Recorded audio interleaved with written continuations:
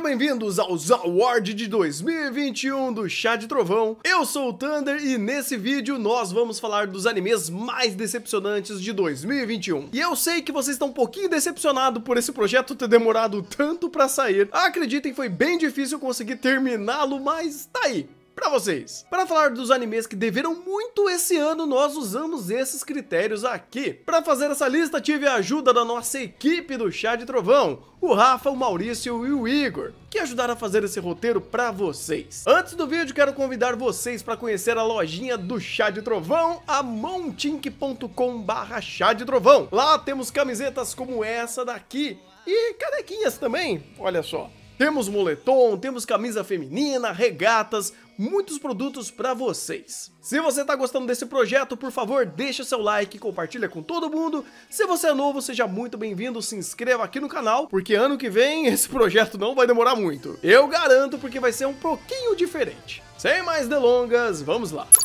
Em 10º lugar, uma jornada ao centro do abismo que acabou caindo fundo demais com Sakugan. A humanidade vive no subsolo em colônias isoladas, para evitar monstros que habitam nos labirintos subterrâneos. Memempo e seu pai partem em uma jornada para o fundo desse labirinto, após um ataque desses monstros em sua cidade. Pensa em um anime que chegou chegando com muita personalidade e honrando o nome com muito Sakugão. Então, no final do dia, ficou apenas na promessa e se perdeu no labirinto. Uma das pegadinhas mais bestas que foram usadas aqui é a sensação de perigo que foi destroçada após um primeiro episódio consistente nesse sentido. Falsas mortes, lutas desproporcionais e a falta de ação e reação foi tornando qualquer passagem extremamente broxante e nada recompensadora, pesando ainda mais na cartoonização das reações dos personagens e o senso de levar essa história a sério, onde nem ao menos a sua jornada teve um sentido ou completude. Junichi Wada teve uma boa ideia inicial, mas acabou simplesmente morrendo na praia com um projeto que foi apenas esquecível, após um começo bem interessante, que fica em nosso 10º lugar.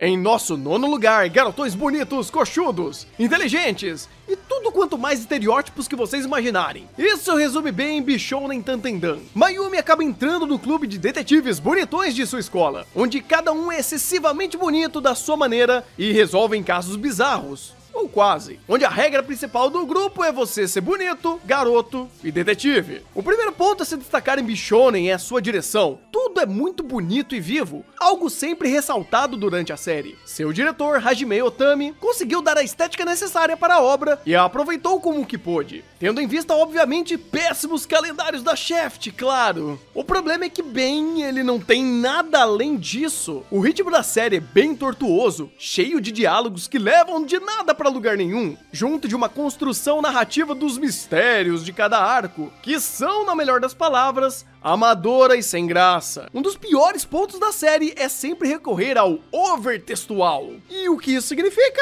Toda a parte realmente bizarra e a única da série é resolvida com um bloco de texto narrado pelo Mayumi, com tudo sendo resolvido em off. Ou seja, mesmo com premissas bizarras e criativas, a série descarta a própria ideia e fica só correndo atrás do próprio rabo bonito por 12 episódios. E o pior de tudo que o criador disso não é nada mais, nada menos do que o Inicio e sim, eu não tô falando do Miojo, mas o criador de Monogatari. E ver diálogos tão pobres e situações tão sem graças vindo dele é realmente algo muito aquém do esperado. Felizmente a Steph conseguiu dar o mínimo de personalidade para a série para ela não ser esquecível. Quer dizer, ninguém mais lembra desse anime, e por isso que ele fica em nosso 9º lugar.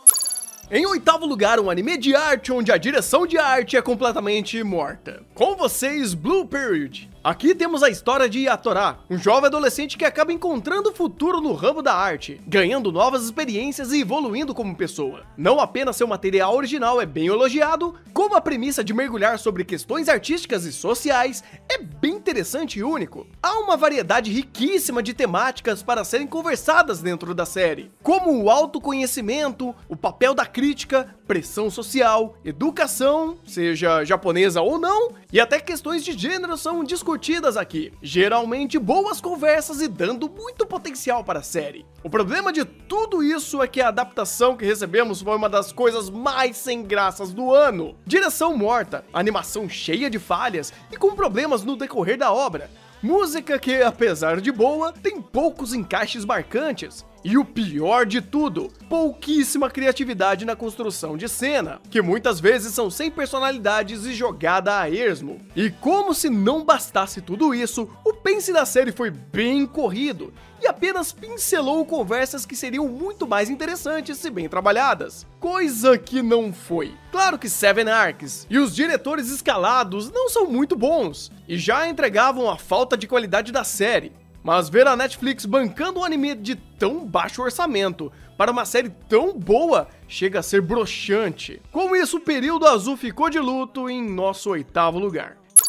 Em 7º lugar, um projeto que tentou ser um feat musical e não deu certo. Com vocês, Static Op Destiny. Alienígenas invadem a Terra e destroem qualquer fonte de música do mundo. Nisso aparecem guerreiras que são coordenadas pelos seus maestros para lutarem contra essas criaturas. Static e Destiny são uma dessas duplas que não lutam apenas só com alienígenas. Static Op é um projeto de multimídia para começar uma nova franquia pelo anime e vender um jogo de gacha depois, que prometeu coisas bem interessantes que poderiam ter dado muito certo. Temos Madhouse e Mappa em conjuntos fazendo o anime, que chamou muita atenção com um primeiro episódio que entregava tudo o que esperávamos da série. Lutas extremamente bem animadas, excelente jogo de cores, ótimas coreografias e utilização de música, já que um dos diferenciais, teoricamente, seria a música combinada com poderes, e até a história escrita pelo Kyoko também seguiu bem o papel de ser simples e funcional para um anime de porrada, assim como vimos em outros projetos dela. Mas os elogios acabam logo no primeiro episódio. A falta de criatividade de storyboard começa a se tornar presente, as batalhas se tornam simplórias pela produção e contexto, todas as etapas da história começam a perder o sentido, e o ápice de tudo isso é um final extremamente sem graça, sem sal, com lutas com uma produção estranha por ser bonitas, mas mal encaixadas e completamente sem empolgação por parecer sem alma. O que estava dando hype aqui era uma boa staff, 2 estúdios de peso e um primeiro episódio muito consistente, que no final virou só mais uma cópia barata de Fate, tanto em sua história quanto no seu produto final. O jogo que eles lançaram é literalmente Fate Go.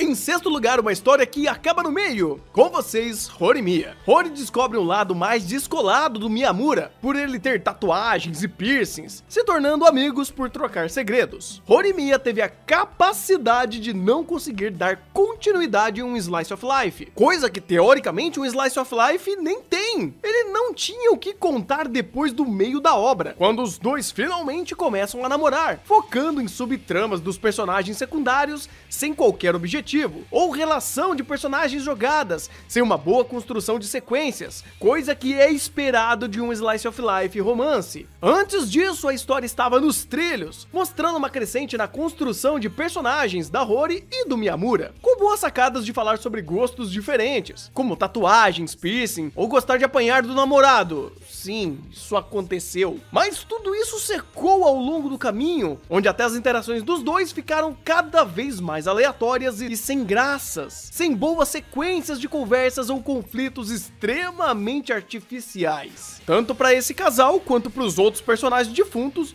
Defuntos?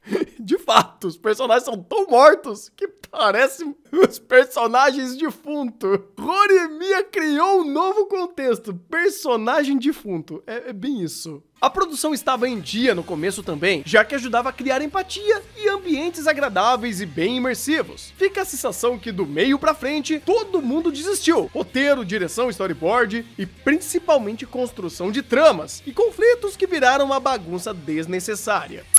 Abrindo o top 5 com um anime que ninguém esperava nada e conseguiu entregar muito menos. Com vocês, a 2ª temporada de Neverland. Já falamos bastante dele no top de piores do ano, mas eu gostaria de frisar como ela foi mestra em decepcionar, mesmo com pontos péssimos. O que a série mais fez nessa temporada foi prometer, pra resolver tudo em off de maneira broxante. Personagens morrem e retornam com explicações furadas, promete criar conflitos sobre comer e o que é um demônio para serem resolvidas de maneira bem broxante, bem incoerente. E o próprio vilão final é jogado no episódio 10, fechado no episódio 11 com um flashback mal animado. E a chave de ouro é o famoso rushadão de mais de 60 capítulos importantes em um PowerPoint em 1 minuto. E sim, a produção, que era algo positivo na primeira temporada, derrete feio na segunda. Foi tão catastrófico que os últimos 2 episódios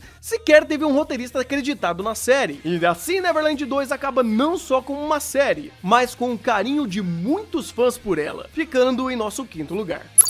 Em 4º lugar, temos um pouco de anime nesse moe, de Hataraku Saibou 2. Não faz menor sentido ter moe aqui, mas tudo bem. Em Hataraku Saibou acompanhamos o dia a dia das células de um corpo humano, antropomorfizadas em suas tarefas diárias, com o principal foco numa das glóbulos vermelhos. A partir disso, nos ensinamos como o corpo humano reage e funciona perante as situações corriqueiras do dia a dia, sendo um dos melhores exemplos do raio japonizador na sua sanha de transformar tudo em personagem de anime, explicando de forma simples, mas bastante verossímil, os mais diversos aspectos do funcionamento do corpo humano, como uma roupagem bem leve, bastante didática, ou pelo menos era tudo isso em sua primeira temporada. Em sua segunda temporada, o anime sofreu uma queda absurda de qualidade de produção, perdendo muito detalhes, tanto estéticos quanto de roteiro, que eram memoráveis em sua primeira temporada. Detalhes esses que foram substituídos por incessantes focos em moe de alguns personagens, como as plaquetinhas ou os lactobacilos, que fez uma das maiores e melhores séries sobre ciência do mundo dos animes virar uma obra genérica de moe Kyun. Felizmente o anime ainda conservou sua essência e nessa segunda temporada apresentou um foco interessante no papel benéfico das microbiotas, que vivem junto ao nosso corpo, quebrando um pouco daquela perspectiva que bactéria boa é bactéria morta, que víamos na primeira temporada, que ao mesmo tempo ainda é bem aquém do brilhantismo da primeira temporada, ou até mesmo do seu spin-off que também tivemos esse ano, o Hataraku Saibou Black, que inclusive saiu na mesma temporada. E é uma função disso que Hataraku Saibou 2 fica em nosso 4º lugar. E pra quem se interessar, fizemos várias gravações em podcasts da segunda temporada, abordando todos os seus acertos e erros.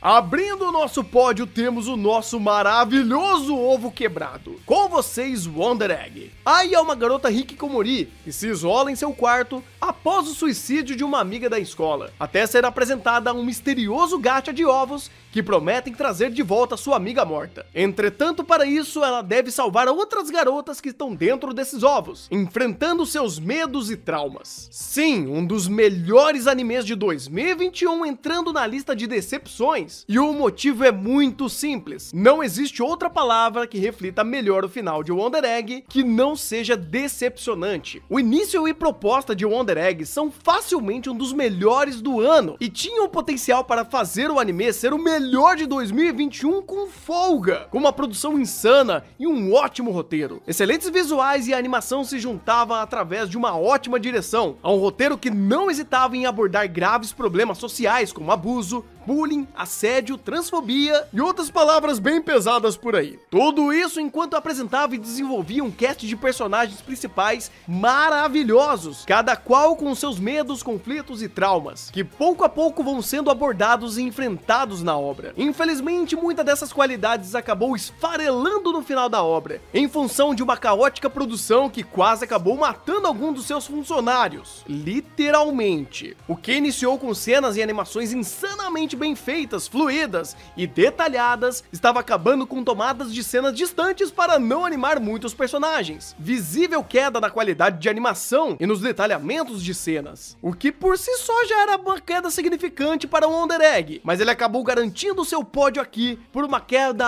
abissal em seu roteiro. Mas, e infelizmente temos esse belo ovo rachou e acabou se esfarelando em seu último episódio, que em vez de concluir a obra, resolveu abrir ainda mais o universo do anime, criando uma série de conflitos de personagens e cliffhangers do nada, e que termina de forma completamente aberta, destruindo qualquer senso de completude e até trazendo certas ambiguidades aos temas abordados anteriores. Wonder Egg continua tendo passagens maravilhosas e ainda fazem valer a pena a experiência de assistir esse anime. Mas para quem poderia ter sido com folga um dos melhores animes do ano, e talvez até entrar num hall da fama dos animes, animes, ter caído para fora desse pódio em função do seu último episódio faz do nosso maravilhoso ovo uma decepção digna de estar por aqui e ser lembrada com essa dor. E claro, a gente também fez chá de Wonder Egg para explicar os seus pontos bons e ruins. Em segundo lugar, às vezes é bom só copiar e colar, porque Shadows House tentou fazer diferente demais e deu ruim. Aqui temos a família Shadow, que usa bonecos humanos que são encarregados de representar a face desses nobres, cobertos de foligem. E Milico é a boneca de Kate, e juntas vão tentar ascender a hierarquia dessa família com segredos obscuros. Outra bomba que nadou e morreu na praia, com uma adaptação que na reta final tentou fazer algo original e tropeçou na própria poeira. Tava tudo indo muito bem, até demais, quando Cloverworks estava mostrando um projeto sólido ao longo do anime, muita criatividade visual para aproveitar o máximo da estética da obra, e principalmente amarrar muito bem a narrativa, até chegar nos últimos 3 episódios, introduzindo um arco filler e acabando basicamente com qualquer completude do anime. O autor do mangá estava envolvido com tais mudanças, e o Toshi apagou o pato de novo com mais um projeto que o roteiro se perde na mão dele, virando pó não só sua narrativa, mas principalmente storyboard, que desistiu de trabalhar na reta final, perdendo toda a capacidade de imersão pela construção de cena e criando ações pouco verossímeis nas regras daquele mundo, acelerando processos e criando conclusões esburacadas e deixando um elefante branco na sala para sua segunda temporada, que saiu em 2022. Também é outro BO. Infelizmente, um anime com uma premissa criativa, bem própria e envolvente, acaba sumindo na sua própria sombra, deixando um gostinho de fuligem na boca de um anime que poderia ser muito melhor e ser até lembrado como um dos melhores do ano. Agora vamos para um extra que tinha uma difícil missão que infelizmente não deu certo. Com vocês, Dynazenon. Galma é um cara estranho que, após ser salvo pelo Yomugi, fica no pé do garoto para ele ajudá-lo a derrotar kaijus que estão ocultamente ameaçando a cidade, até ele ser atacado de fato por uma dessas criaturas e começar a pilotar uma das várias partes do robô de Dynazenon. A impossível tarefa desse anime era ser uma continuação direta de Gridman, e ele não conseguiu ser tão assertivo em continuar seguindo em frente com o seu confuso mundo, principalmente segurar a própria hype que ele mesmo criou. Afinal, ele é um dos mais consistentes dessa lista e estava brigando por pouco para entrar no top dos melhores do ano, mas a falta de completude e uma inconsistência grande entre episódios foi um pouco pesado demais para ele. Sua falta de foco em estabelecer o que era mais importante para ser trabalhado, como personagens, ou conflito, ou mundo, foi minando através de episódios que chovia e não molhava, até chegar no seu final. O mais triste é que seu episódio 10 é quase o melhor episódio do ano, então ele tinha um potencial, mas a inconstância foi demais e desmontou esse robô gigante, ganhando esse lugarzinho no extra pra vocês. E finalmente, nosso primeiro lugar com a maior definição de decepção desse ano foi com Fumetsu no Anatae. Primeiramente, vamos falar das qualidades de Fumetsu. A série tem picos de drama inicialmente envolventes e catárticos. Sua trilha sonora é estupidamente boa e carrega muito das cenas com faixas emocionantes. O protagonista, o Fushi, é tão bem desenvolvido que carrega a série inteira nas costas. E seu primeiro e último episódio são memoráveis. Mas então, o que fez ele estar com a maior decepção do ano? Se tem tanta qualidade assim? Bem, é inegável seus pontos positivos. Porém, os negativos são bem mais gritantes. Depois do belíssimo primeiro episódio, a qualidade dos arcos de Fumetsu caem de bang jump sem corda. E como se não bastasse, o pior de todos ainda é o maior dessa temporada, deixando um gosto bem amargo na boca, que sequer o último episódio conseguiu salvar. Sua produção consegue trabalhar momentos de drama, porém tem sérios problemas de storyboard e momentos de ação. Falando neles, a mania de Fumetsu de tentar criar muitas cenas épicas acabam destruindo a sua suspensão de descrença, ou até mesmo o power level, que começa a ficar cada vez mais bagunçado. E como a produção já não ajuda muito, pode apostar que essas cenas só deixam tudo pior. Sim, o primeiro episódio de Fumetsu é excelente e dá uma aula de introdução e construção de empatia, assim como seu último episódio sabe fechar muito bem uma temporada, te instigando para continuar na história. Porém, a falta de constância e todo o meio da série, coerência de mundo e má utilização de personagens foram erros graves demais para Fumetsu, que leva o nosso troféu de ouro do anime mais decepcionante de 2021. Então é isso, espero que vocês tenham gostado de mais uma etapa do nosso projeto do Zaward de 2021. Se você está gostando dele, por favor, deixa seu comentário, deixa o seu like, se inscreva se você é novo aqui e compartilhe com os seus amiguinhos. Se quiser, faça uma lista aqui nos comentários também das suas maiores decepções desse ano. Eu vou ficando por aqui, muito obrigado pela presença de todos e um bom anime e até o próximo vídeo.